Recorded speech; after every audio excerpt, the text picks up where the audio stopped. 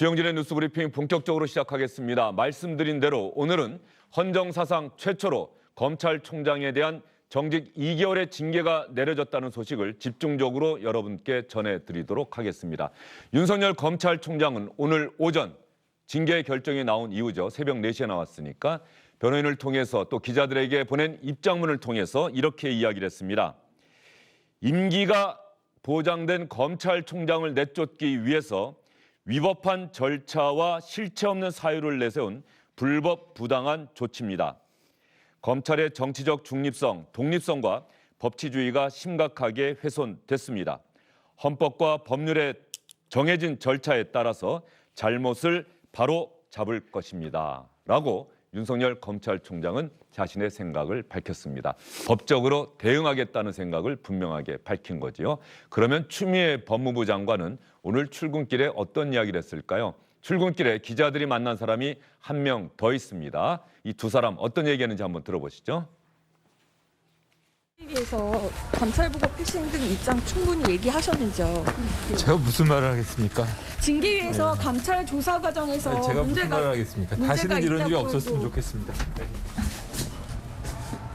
징계 의결 결과에 대해서 어떻게 생각하시나요? 한 말씀 해주시죠. 이제 대충 바로 하시나요? 장관님 한 말씀 부탁드립니다.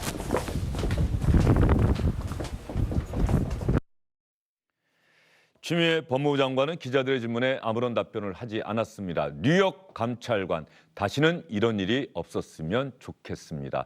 뉴욕 감찰관, 윤석열 검찰총장에 대한 감찰 과정과 관련해서 자신은 보고를 받지 못했다. 이렇게 이야기를 했었죠.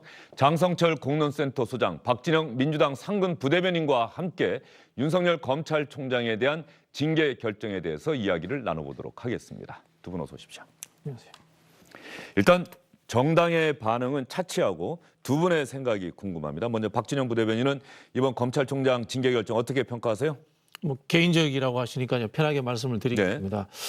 저는 2개월이 너무 작은 것 같습니다. 네. 정직 2개월을 하려고 이렇게 이 난리를 쳤는가 뭐 이런 생각이 들고요. 뭐 절차적으로 뭐 문제가 있었다 이런 것에 대해서 일부 수용할 수 있습니다만은 6가지 징계 혐의가 그중에서 4개가 인용이 되었지 않습니까? 4개의 혐의라는 것 자체가 정직 2개월을 내릴 만큼 경미한 것인가에 대해서 저는 문제 제기를 하고 싶습니다. 검사들이 과거에 징계를 당했던 상황들을 보니까요. 음주운전 같은 경우는 해임입니다. 그다음에 노래방에서 신체적으로 부적절한 접촉, 면직입니다. 노래방에서 부적절한 언행, 정직 3개월입니다. 여기 나왔던 내용 중에 판사 사찰 의혹이 이보다 못합니까?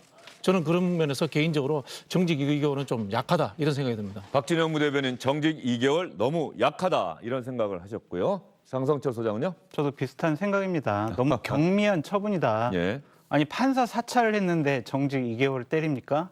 그리고 정치적인 중립성을 의심받을 만한 또한 품위를 위반했는데 정직 2개월을 때립니까? 채널A 관련된 수사, 감찰, 방해했습니다. 이러한 중대 범죄를 저지른 검찰총장을 정직 2개월 때린다? 이것은요 너무 경미한 처분이에요.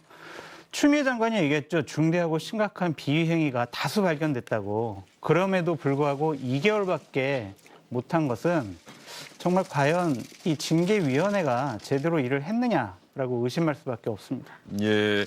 두 분이 말은 똑같게 했습니다만 그 배경과 논거는 완전히 다르네요.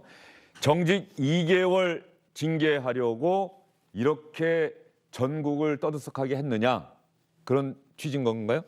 그런 말씀은 예. 우리 박진영 부대변인이 하셨고 당초 징계위원회에 징계 사유가 되지 않은 건을 갖고 억지로 무리하게 징계위원회를 추진을 해서 이러한 정직 2개월이라는 경징계를 내린 것 자체가 징계위원회의 징계가 부적절하고 부당하고 위법하고 이러한 지적으로부터 자유로울 수 없다라고 말씀드려요. 장성철 소장이 그러니까 제가 말씀드린 대로 그렇게 온 국민이 이 사안에 관심을 갖도록 만들었는데 정직 2개월이 나왔느냐. 이건 네. 어쩌면 징계할 사유가 아니었는데 무리하게 징계하려다 보니 어떤 이런저런 사정까지 감안해서 정직 2개월이라는 네. 근데 어쨌든 정직도 중징계예요. 근데 정직 2개월이라는 징계를 내린 것이다. 여기에 대해서 우리 박진영 부대변인 또 반론. 제가 아까 예를 들어봤습니다. 들었잖아요. 그 노래방에서의 예. 부적절한 언행으로 3개월. 이거하고 판사 서찰 의혹하고 뭐가 더 경중이 있겠습니까? 근데 우리가 이게 잘못 판단하는 게 있어요. 실제로 이거를 윤석열 총장청은 재판정처럼 이야기를 했단 말이에요. 유죄냐 무죄냐. 이게 유죄냐 무죄냐를 이렇게 다투는 것이 아니지 않습니까? 징계거리가 되느냐 안 되느냐거든요. 이게 품위 손상에 해당되는 것도 충분히 징계거리가 되는 것이고요. 제가 전에도 말씀드렸지만은 이 판사서찰 의혹이 법적으로 어떤 문제가 나오든지 간에 의혹을 일으킬 만한 문서를 만들었다는 것 자체만으로도 충분히 징계거리가 될 만한 사유가 되는 겁니다. 저는 그런 부분에 있어서 이 징계는 너무 약하다라는 이야기를 계속 드리고 싶습니다. 예, 그러면 조금 전에 우리 박진영 부대변인이 잠깐 언급했습니다마는 저희가 준비한 게 있죠. 6개 정도의 징계 사유가 있었는데 징계위원회가 최종적으로 불문에 붙이거나 혐의가 없다고 판단한 것들을 빼고 나머지 부분들 재판부 4차 의혹 문건 작성 배포, 채널A 사건과 관련한 감찰 방해, 채널A 사건 관련 수사 방해, 정치적 중립 훼손. 채널A 사건 관련 감찰 방해 저 부분이 혐의가 인정이 된 건가요? 저 부분은 좀 확인을 했으면 좋겠다는 생각이 드네요. 저 부분에 대한 감찰 방해는 기본적으로 불문에 붙인다 이렇게 좀 결론이 나왔던 것 같은데 어쨌든 간에 일단 여러분께 저대로 설명을 드리고요. 저희가 좀 더 확인을 해서 정확한 사유는 다시 한번 말씀을 드리고 언론사 사주와의 부적절한 만남, 총장 대면 조사 과정에서의 감찰 방해 2개는 불문에 붙인다. 나머지 4개는 인정이 된다. 자, 그러면 박진영 부대변인께 또 이번에 이렇게 질문을 드려볼게요. 그러니까 노래방에서 부적절한 신체 접촉 뭐 이런 부분에 대해서 징계가 그동안 이렇게 내려졌었다. 면직도 나왔었고 정직 뭐 3개월 이상 나왔었다. 이렇게 말씀을 해주셨는데 지금 저 사안에 대해서 징계위원회는 징계거리가 된다라고 판단을 했습니다만 또 많은 분들은 또 어떤 분들은 이게 논란이 계속되는 부분이고 윤석열 총장 측은 그 어느 하나도 징계 사유가 되지 않는다. 나머지 가령 노래방에서 아까 예를 들었던 부분은 그 징계 대상자도 사실관계는 아마 부인할 수 없는 상황. 네. 이런 게 있지 않겠습니까? 그러니까 저 부분은 사실관계를 놓고서 네네. 서로 간의 생각이 완전히 다른 거 아니에요? 그렇죠. 근데 그런 부분이 있는데 제가 아까도 말씀드리지만 법률적인 것과 징계는 완전히 다른 거죠. 논란을 일으키는 것 자체만으로도 무리가 될 수 있다는 겁니다. 예를 들자면은 언론사 사주를 만났다고 칩시다. 거기에서 윤 총장은 본인은 나는 가서 떳떳하다고 이야기하는데 그럼 본인의 이야기입니다. 근데 언론사 사주를 만났다는 것 자체가 이 검찰에게 의구심을 만들 수 있는 그런 상황이다 하자면은 부적절한 행동으로서 품위 손상에 해당될 수 있는 겁니다. 문건도 마찬가지입니다. 저도 공직 생활을 짧게 해봤습니다만은 어떤 정치적 성향이라든가 이런 것들을 판단해서 문서화시키지 않습니다. 만들어서 그런 것들이 무리가 되었다는 것 자체만으로도 충분히 징계거리는 될 수 있는 겁니다. 법적으로는 논쟁거리겠지만요. 예. 전석철 소장은요? 저희 같은 뭐 평론가들이 징계거리가 된다 안 된다 판단을 할 수가 있겠죠. 하지만 다수의 법학자들, 감찰위원회에서도 그랬고 시민단체에서도 그랬고 이거는 징계거리가 안 된다고 얘기를 했어요. 그것과 관련해서는 법을 가장 잘 아는 분들이 징계거리가 안 된다고 했습니다. 추미애 장관이 징계위원으로 임명한 신성식 반부패 강력부장도 이것은 혐의가 아니다, 징계할 사유가 아니다라고 얘기했어요. 그러면 신 부장은 검찰의 기득권을 대변한 겁니까? 법을 아는 사람들은 이거는 징계거리가 되지 않는다. 왜냐? 증거도 없고 이것은 여러 가지로 봤을 때 기본적으로 이 사항들은 징계 사유가 되지 않는다라는 거잖아요. 그것과 관련해서는 우리가 인정을 하고 들어가야지 우리가 평론가로서 서로 그냥 이건 된다 안 된다 이렇게 얘기하는 것 그러니까 자체가 이번에 없어 그 보여요. 김종민 의원이 검찰징계법을 이제 개정안을 낸 것을 보면요, 이 징계위원들을 법률가들이 아닌 일반적 상식을 갖춘 사람들이 들어가자라는 이야기를 했단 말이에요. 자꾸 우리가 법률과 징계 문제에 대해서 혼돈해서 섞여 놓는 겁니다. 사실은 윤석열 총장 측의 작전에 말린 측면이 있는 거죠. 절차의 문제, 뭐 법정에서 신문하든지 반론권을 달라. 그것은 법정의 이야기지 징계위원회는 다른 그 부분이거든요. 제가 아까도 말씀드렸지 않습니까? 중앙일보 사장을 만난 것 자체가 징계 사유가 될 만한 부적절한 행동이었다는 겁니다. 이게 법적으로 문제가 안 될 수 있습니다. 왜? 증거가 없으니까. 그러나 우리는 만났다는 것만으로도 의구심을 사기 때문에 충분히 증거거리, 흔히 하는 징계거리는 될 수 있는 거라는 거죠. 중앙일보 사주를 만난 거죠. 사장이 사주죠. 아니라 예. 중앙일보 사주. 그러니까 상식으로 판결해야 된다고 말씀하시면 판사도 그럼 일반인으로 하시는 게 맞죠. 기본적으로 판사가 있고 배심원도 있지 않습니까? 그렇게 법을 전공한 사람들이 여러 가지를 다 판단해서 판결을 해야지 이렇게 그냥 상식적으로 우리가 맞지가 않아라고 얘기하는 것은 우리가 그냥 저작거리에서 할 얘기지 기본적으로 징계위원회도요. 판결에 준하는 그러한 판단을 한 겁니다. 그것 관련해서 우리는 인정을 해줘야 된다고 생각이 들고요. 자꾸 언론사 사주 만난 거 얘기하시는데요. 징계위원회에서도 이거는 무혐의 처리했어요. 그것과 관련해서는 아, 이거는 문제가 되는 거야. 무혐의가 나왔어도 문제가 되는 거야라고 얘기하면 어떻게 합니까? 아니, 우리 그러니까 억지라고 할 수밖에 지금 없어요. 이 평론가님도 계속해서 이 법률을 이야기하고 있는 거예요. 이 법정이 아니지 않습니까? 징계위원회입니다. 예를 들면은 이 검찰이라는 검찰징계법이 있기 때문에 실제로 법률인 것처럼 이야기하지만은 보편적 공직자들의 우리가 행동이라든가 이런 것들에 대해서 징계할 때 이렇게 하지 않습니다.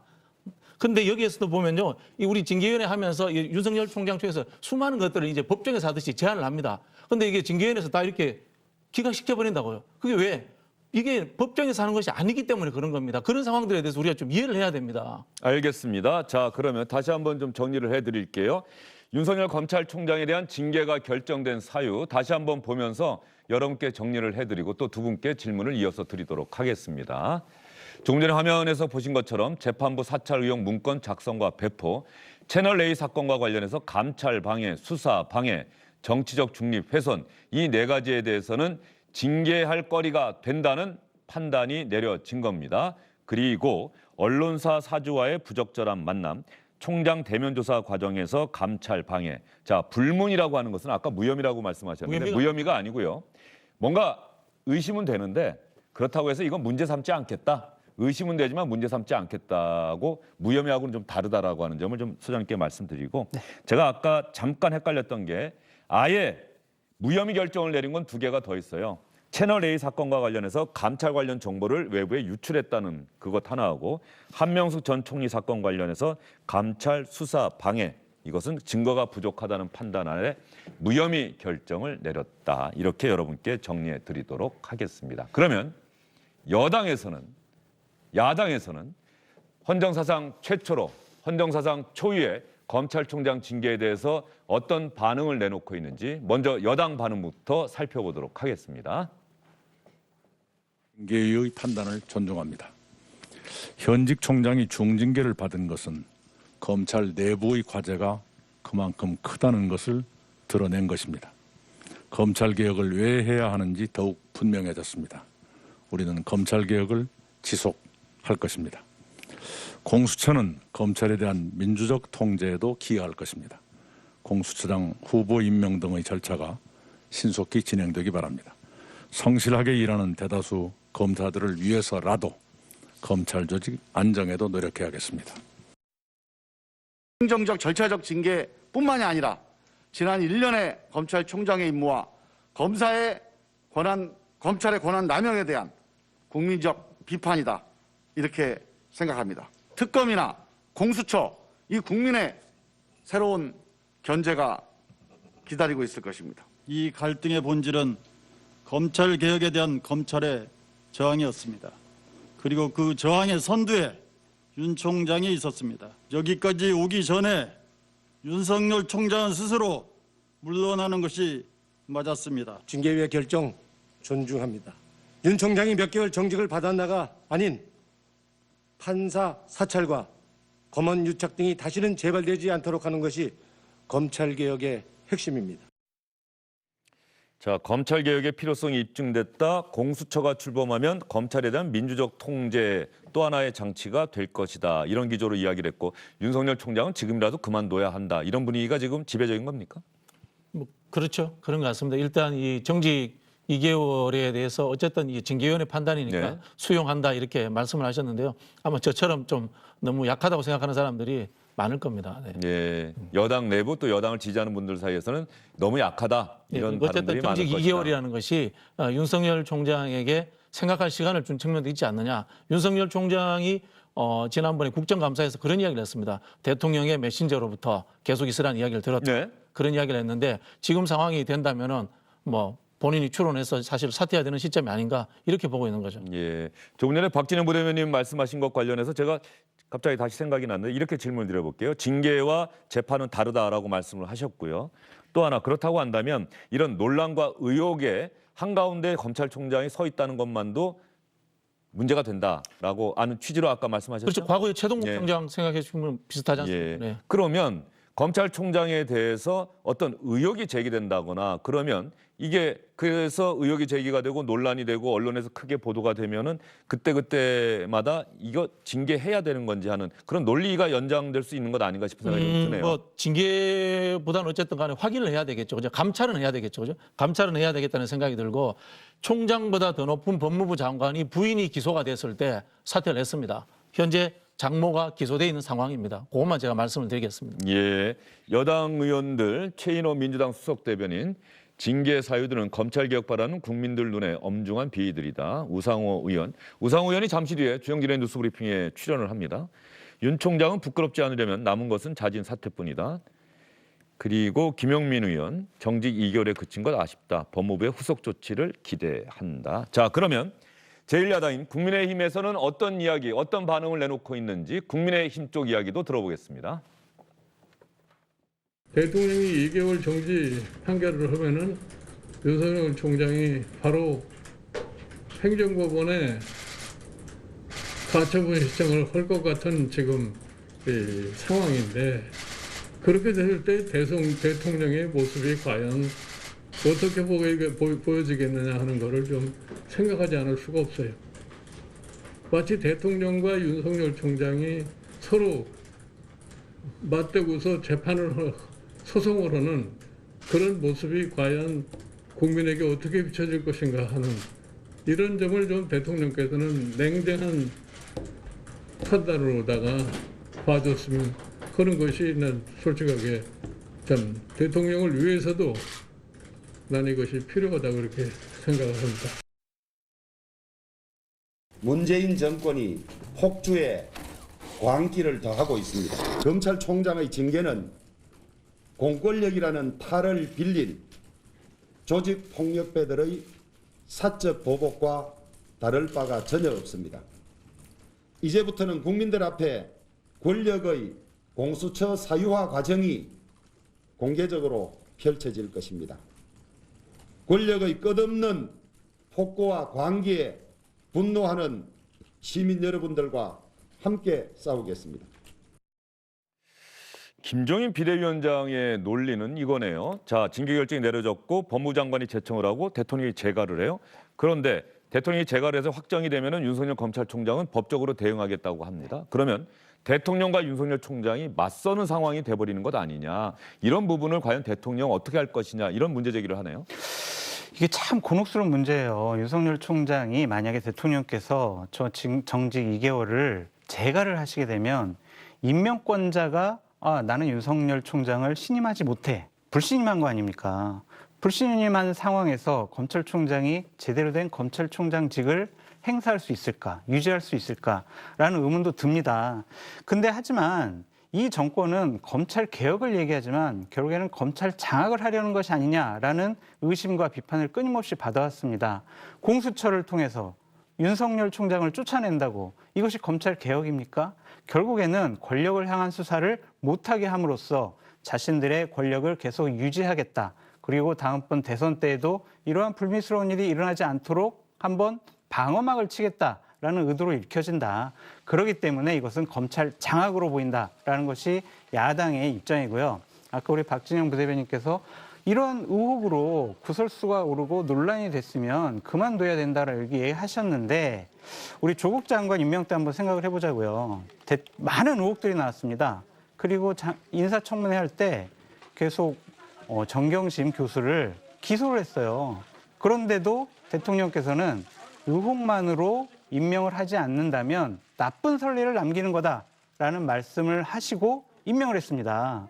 그러면은 윤석열 총장하고 조국 장관 이중잣대 아닙니까? 기소되고 난 이후에 사퇴를 하셨고요. 2달 후에 사퇴했잖아요. 그리고 그 내용들을 보시면은 굉장히 차이가 있습니다. 권력 흔히 하는 공적인 일을 하면서 이루어진 비리라든가 그런 의혹이 아니지 않습니까? 사적으로 지금 나와 있는 게 표창장 의혹 이 정도 수준인 거고 지금 윤 총장 같은 경우는 의혹이 나온 것들 자체가 공적인 업무를 수행하면서 생긴 일들이기 때문에 굉장히 기준적으로 차이가 있다고 봅니다. 네. 의혹은 의혹으로 봐야지. 그러면 의혹이 있기 때문에 잘못했다. 그리고 자꾸 그냥 사적인 부분이라고 하셨는데 조국 민정수석 때 사모펀드에 투자해서 권력을 이용해서 투자한 것이 아니냐라는 의혹을 받고 있잖아요. 사모펀드 지금 의혹이 규명됐지 않습니까? 조국 장관은 관련이 없는 걸로. 아직 판결이 안 나왔잖아요. 어쨌든 지금 현재 그 언론이라든가 이 법조계 상황 자체가 조국 장관은 관련이 없다는 걸로 이렇게 중론이 모아지는 걸로 알고 있습니다. 예, 오늘은 어쨌든 간에 윤석열 검찰총장이 좀 집중하기로 하지요. 조국 네. 전 민정수석 전 장관 이야기보다는. 자, 그러면 다른 국민의힘 의원들 반응도 한번 살펴보도록 하겠습니다. SNS에 상당히 많은 글들을 올리고 있는데 장제원 의원, 대통령은 명실상부한 독재자다. 대가를 치르게 될 것이다. 성일정 의원, 관리 못한 대통령도 정직 2개월 조치해야 한다. 정진석 의원, 주연은 추미애 장관이지만 각본 감독은 대통령이다. 하태경 의원, 정직 2개월인 이유는 권력비리 덮을 공수처 출범 위한 시간이다. 권성동 의원, 윤석열 총장 해임하려다 대통령 지지도 떨어지니 정직 결정을 내린 것이다. 연출가는 대통령이다. 여기까지 야당 의원들 반응까지 살펴봤습니다. 그러면 윤석열 검찰총장은 불법 부당한 조치다. 헌법과 법률에 따라서 대응하여 나가겠다. 이렇게 이야기를 했는데 윤석열 검찰총장 측 변호인이 기자들에게 했던 이야기 한번 들어보도록 하겠습니다. 그래서 이거 안 된다는, 정말 무고하다는, 누명이다라고 하는 거에 대해서 그거를 벗겨보려고 많은 준비를 하고 많은 노력을 했습니다만 오늘 이 절차가 종결되는 걸 보니까 저희들의 이런 노력과는 상관없이 이미 다 정해져 있었던 것이 아닌가, 그런 생각이 듭니다. 이 징계 절차 자체가 위법하고 부당한 절차이기 때문에 승복할 수 없다는 것이 기본 입장이니까요. 아마 거기에 따른 대응을 하지 않을까 싶습니다. 윤석열 총장 측은 이미 답은 정해졌던 것 아니냐, 이런 의구심을 나타내고 있네요. 보통 그렇지 않습니까? 이 공직자들이 저 정도 되면은 국민들과 저를 임명해 준 대통령께 미안하다, 그러면서 법으로 계속 다투겠다 하는 게 저는 기본적인 예의가 아닌가, 이런 생각이 들고요. 아까도 말씀드렸겠지만은 윤석열 총장이 국회에 나와가지고 인사권자가 불신임한다라는 의견을 낸다면은 본인은 그만두겠다, 그렇게 이야기했지 않습니까? 그런데 이 이야기는 그것과 제가 보기에는 완전히 대치되는 겁니다. 어떻게 보면은 이분은 한편으로 좀 예의도 없고, 개인적으로 보자면 아마 대통령께서 속으로 아마 배은망덕하다, 이런 생각하실 수 있다고 봅니다. 예. 한편으로 저는 김종인 위원장이 아까 말씀하신 내용에 공감되는 부분이 있습니다. 그런 측면. 어떤 부분이요? 이제까지 보통 임명권자의 뜻에 맞지 않고 이럴 때는 사퇴하기도 했지 않습니까? 이런 절차까지 오지 않고. 예. 그러면 저것도 이중잣대예요. 박근혜 정권 때 기본적으로 윤석열 총장이 위법한 지시는 따를 수가 없습니다 라고 외쳤잖아요. 그때 민주당에 계셨던 분들 박수 쳤잖아요. 그리고 박근혜 정부에서 인사조치를 취했을 때 더럽고치사에도 버텨달라고, 그만두지 말라고 했잖아요. 그러면 똑같은 논리로 지금 정권에 부당하고 위법한 그런 조치를 받고 있는 윤석열 총장은 논란이 되고 있으니까 그만둬야 된다?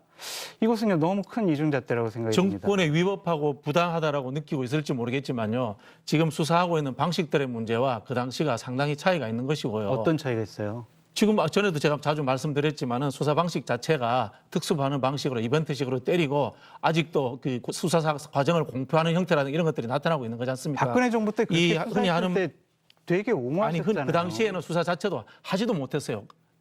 왜요? 댓글 수사 문제였지 않습니까? 댓글 수사 문제로 징계를 받았는데 그 당시에 솔직히 말씀드리면 총장이라든가 윤석열 그 당시 지검장이 수사 자체를 제대로 시작도 하지도 못했어요. 국정농단 엄청난 차이가 사건인데 있습니다. 예. 특검에 수사팀장으로 근무하면서 박근혜 정권에 대해서 수사를 하지 않았습니까? 그런 부분에서 박수 쳤잖아요. 그런 사람인 줄 알면서 임명하지 않았습니까? 그런 사람인 줄 그 사람이 잘 못 봤던 거에 대해서는 저도 개인적으로 그런 의원들이 반성해야 된다고 생각합니다. 예, 그 부분은 그런데 좀 문재인 대통령과도 또 연관이 있는 얘기 아니겠습니까? 그 나중에 이제 예. 대통령께서 이분에 대한 인사 제청을 행사하실 때 전반적인 이야기를 하시지 않을까, 저는 그렇게 생각합니다. 법무부에서 제청이 오고 재가를 했을 때 대통령의 생각과 입장이 나올 수 있다. 저는 그렇게 예상합니다. 예, 윤석열 검찰총장이 말이죠, 정직을 받은 게 또 이번이 처음이 아니더라고요. 박근혜 정부 때는 정직 1개월, 예. 국정원 불법 댓글 사건 관련해서 정직 1개월을 받았던 적이 있고, 이제 검찰총장이 됐는데 문재인 정부 들어서 문재인 정부에서는 정직 2개월의 또 중징계를 받게 됩니다.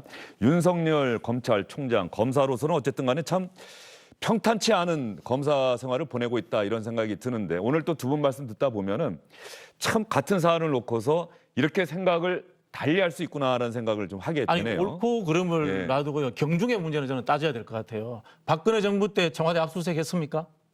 그것만 보시면 엄청난 차이가 있다는 것을 느끼실 겁니다. 다 했어요.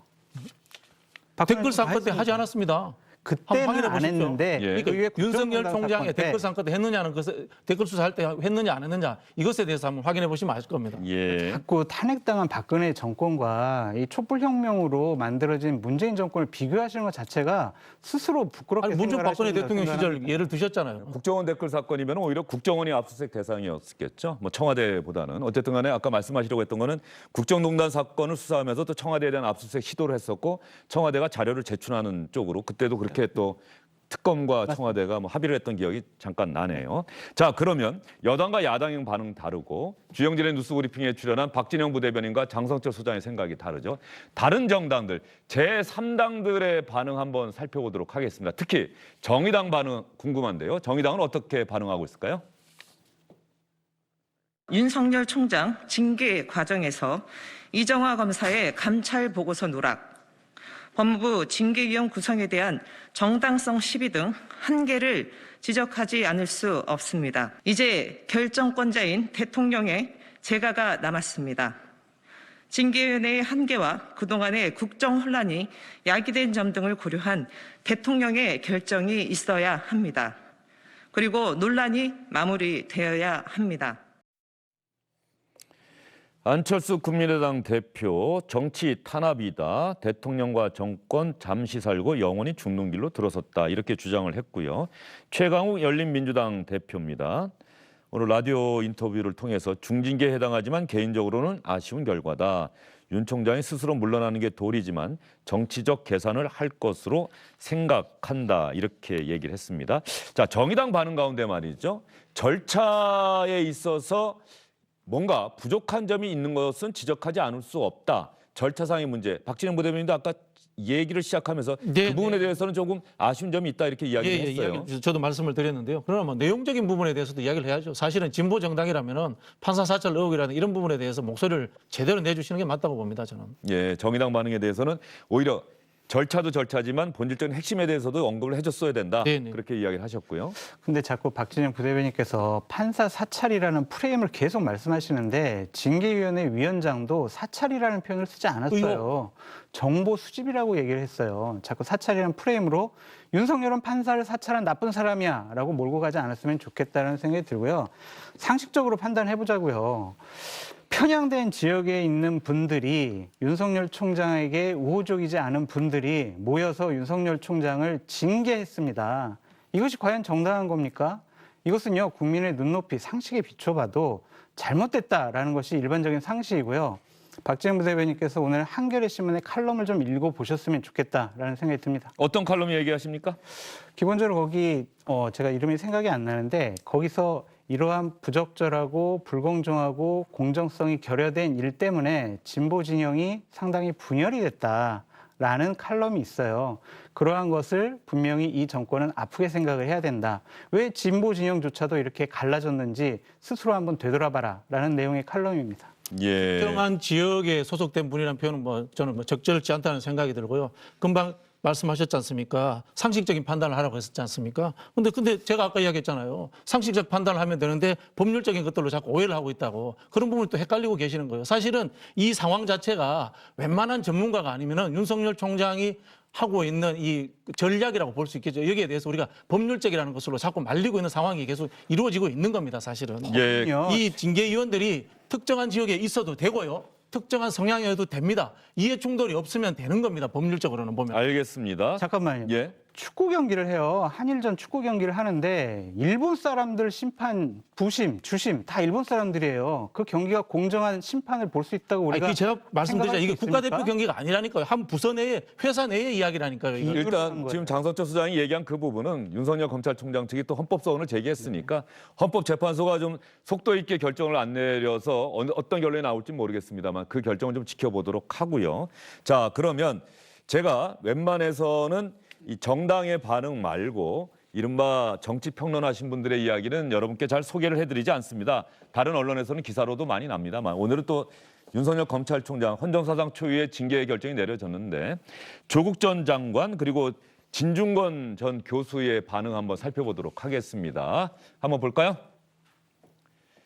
진중권 전 교수, 죽창만 안 들었지 인민재판이다. 대통령이 추미애 장관 앞세운 친위 쿠데타로 헌정을 파괴한 것이다. 마지막에 문재인 대통령에 대해서 아주 격한 말도 했지요. 대통령을 차라리 안 했으면 어땠을까? 뭐 이런 취지의 이야기도 했고요. 조국 전 장관입니다. 검찰, 언론, 야당의 집요한 반정부 정치 투쟁이 예상된다. 절대 권력 검찰을 바꾸려는 검찰개혁 대전의 후속 시즌이 열리고 있다. 예, 검찰과 언론, 야당 이렇게 한 묶음으로 또 이야기를 하고 있네요. 금태섭 전 의원도 잠깐 볼까요? 검찰총장 정직 2개월이 검찰개혁인가? 비겁하고 무능한데 배짱도 없네라고 웃어넘기기에는 망쳐놓은 것을 어떻게 복구해야 하는지 걱정이다.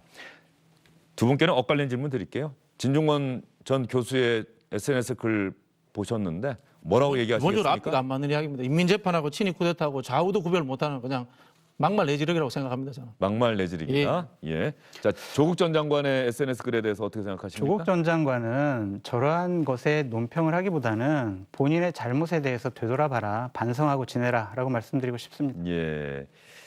하나만 더 질문 드려볼게요. 두 분께. 아까 공수처 관련해서 민주적 통제, 검찰에 대한 민주적 통제라는 이야기가 이낙연 대표 입에서도 나왔는데 민주적 통제라고 하는 게 어떤 겁니까? 선출된 권력이 국민으로부터 권력을 위임받아서 검찰, 절대 국민으로부터 위임받은 권력이 아니기 때문에 검찰을 통제한다. 이게 민주적 통제인데 공수처가 어떻게 검찰에 대한 민주적 통제의 장치가 되는 거죠? 공수처도 결과적으로 대통령이 임명하는 공수처장 이렇게 해서 구성되는 기구인데요. 구성하는 과정 자체가 어쨌든 간에 여야의 추천위원들도 있고 물론 뭐 비토권이 뭐 약해진 부분은 있습니다만 그런 과정들이 존재하기 때문이라고 생각합니다. 네. 그런 과정. 네네. 국회에서 어쨌든 후보자를 추천하고 네네네. 최종적으로 임명은 또 대통령이 하는 건데. 뭐 그 과정에서 어쨌든 간에 국회 의견이 반영이 되지 않습니까? 그래서 검찰에 대한 민주적 통제의 하나의 장치가 될 수 있다라고 생각하신다. 예. 예. 공수처가 검찰에 대한 민주적 통제의 장치가 될 수 있는지. 저거는 검찰을 민주적 통제하라고 공수처를 만든 게 아니지 않습니까? 상급 이상의 고위 공직자들, 권력자들을 수사하고 조사하기 위해서 공수처가 만들어진 거 아니겠습니까? 공수처를 저렇게 활용하겠다라는 속내가 드러난 것 같아요. 우리는 민주적 통제를 하라고 그랬지 민주당에 의한 통제를 하라고 하지 않았습니다. 법과 규정에 맞는 통제를 해야 합니다. 감정과 고집에 의한 통제하지 말라고 한 겁니다. 공수처요, 제발 여당 의원들 가만 내비두세요. 예를 들면 여권에서는 아니 1호 수사 대상이 윤석열일 거야. 검사들 수사해야 돼. 공수처가 민주당의 하청기관입니까? 그냥 독립적으로 중립적으로 제대로 수사할 수 있도록 그냥 언급하지 말고 내비두십시오. 길게 얘기하셨으니까 우리 박진영 부대는 뭐 변협하고요. 거기에 그 법원 행정처도 들어와 있기 때문에 실제로 중립적으로 구성이 될 겁니다. 예, 알겠습니다. 윤석열 검찰총장 징계 결정과 관련해서 두 분과 이야기 나눠봤습니다. 참 생각이 많이 다르죠? 두 분 수고 많으셨습니다.